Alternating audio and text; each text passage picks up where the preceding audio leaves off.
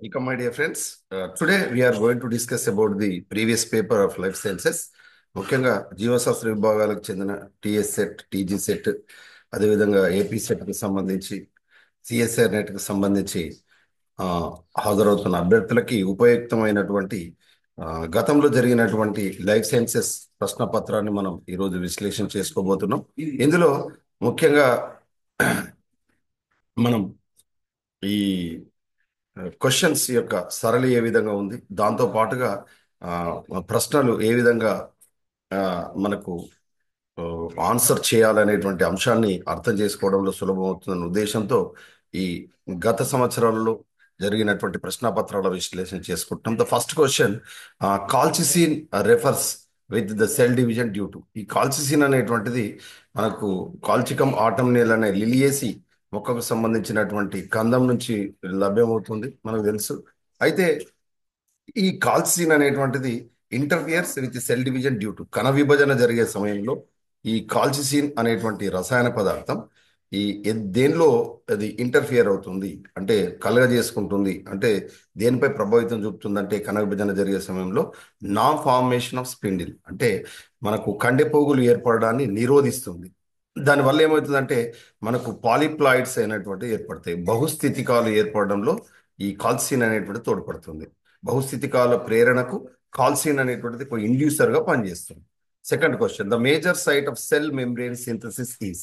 ఏదైతే కణం కణం ఏది సెల్ మెంబ్రేన్ సింథసిస్ యొక్క ఏది మేజర్ సైట్స్ ఎక్కడ ఉంటుంది అంటే ఎక్కడ ప్రధానంగా ఎక్కడ ఏర్పడుతుందంటే ఎండోప్లాస్మిక్ రెటిక్యులం అని మనం చెప్పుకోవచ్చు. అంతర్జీవ ద్రవ్యజాలం మనకు correct answer. Lampbrush chromosomes are seen in which typical stage. మనకు ఈ ల్యాంప్ బ్రష్ క్రోమోజోమ్లు వీటిని మనం గెయింట్ క్రోమోజోమ్స్ అని కూడా మనం పిలుచుకుంటాం. ఈ గెయింట్ క్రోమోజోమ్లు ఏ ఏ, దశలో మనం చూడవచ్చు అంటే కణ విభజన జరిగే సమయంలో ఏ దశలో మనకు చూడవచ్చు అంటే anaphase. When an animal responds to a new antigen, the first antibody produced is. ఏదైతే ఒక జంతువుకు సంబంధించినటువంటి ఆ, అవి new antigen first response a new antigen the first antibody produced is. ఏదైతే మనకు ఈ యాంటీజెన్స్ యాంటీబాడీస్ అనేటువంటి ఉంటాయి, దీనికి ఫస్ట్ యాంటీబాడీ ప్రొడ్యూస్ చేయబడుతుంది, అది ఏది అని అడుగుతున్నారు. సో అది ఐజిఎం, ఇమ్యునోగ్లోబిన్ ఎం అనేటువంటిది మనకు మొదటిదిగా మనం చెప్పుకుంటాం.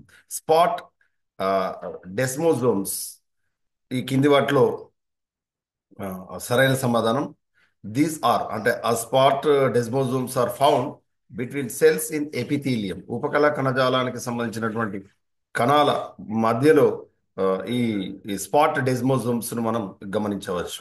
తర్వాత mutation in which of the following gene is most commonly associated with neoplastic transfer.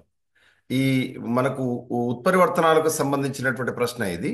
ఏదైతే ఈ జీన్ ఏదైతే ఉందో P53 అనేటువంటి జన్యువు ఆ, మనకు నియోప్లాస్టిక్ ట్రాన్స్ఫర్ లో తోడ్పడడంలో ఈ P53 అనేటువంటి జన్యు తోడ్పడుతుంది.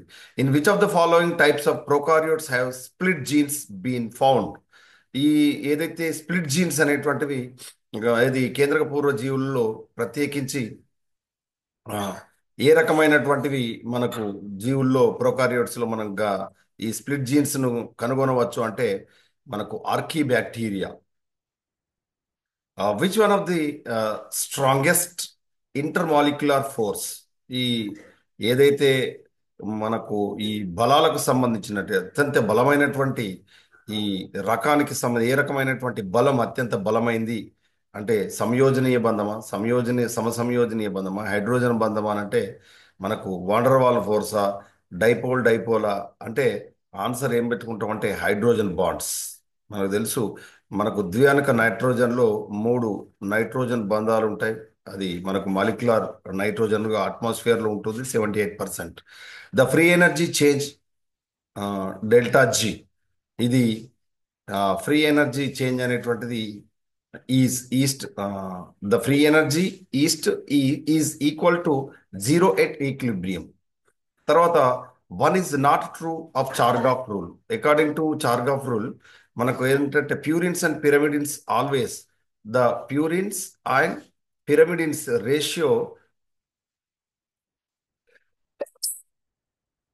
is always 1:1.